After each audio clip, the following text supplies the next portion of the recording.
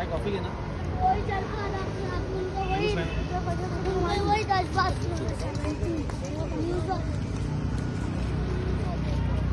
रुपेश दे का भाई.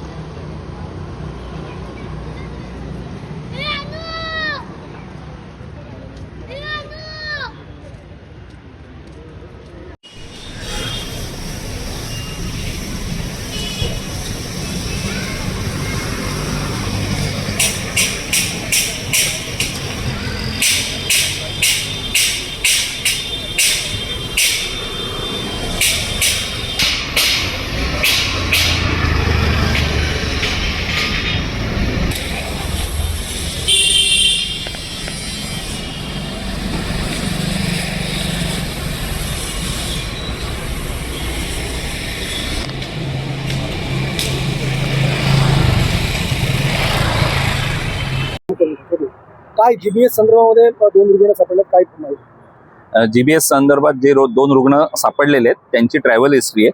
71 वर्षीय आजी या सुद्धा प्रवास चारधाम यात्रेवरनं आलेले आहेत आणि जे कदम नावाचे गृहस्थ आहेत ते मर्चंट नेव्हीमधनं आलेले आहेत.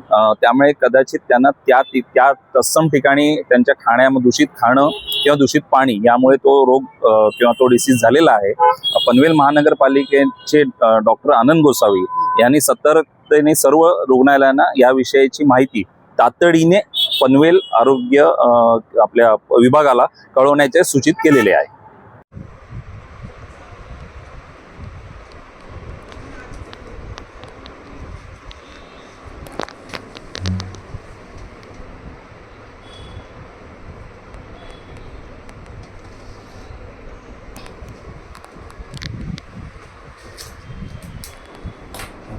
जीबीएस हा याचं पूर्ण नाव गियाबारी सिंड्रोम असं आहे आणि काही इन्फेक्शन नंतर आपल्या शरीरामध्ये अँटीबॉडीज तयार होतात.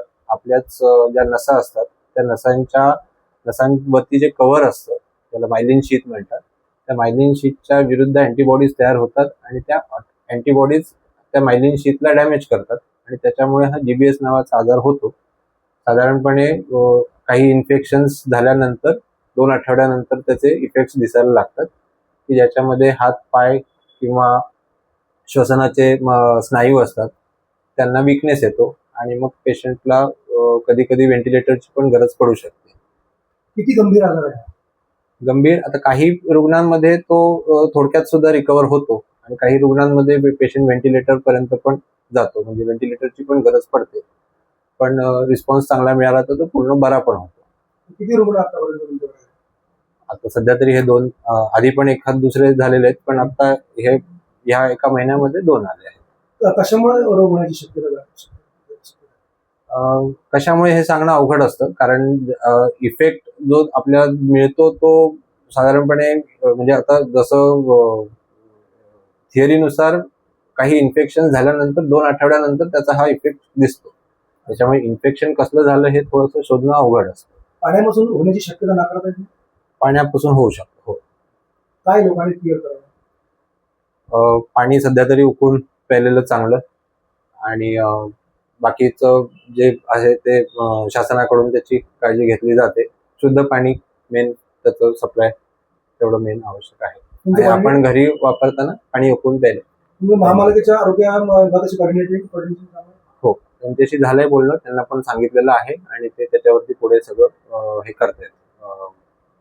त्यांचं सर्च त्याच्यावरती चालू आहे की हे कशामुळे झालं, काय झालं ते त्यांचं चालू आहे.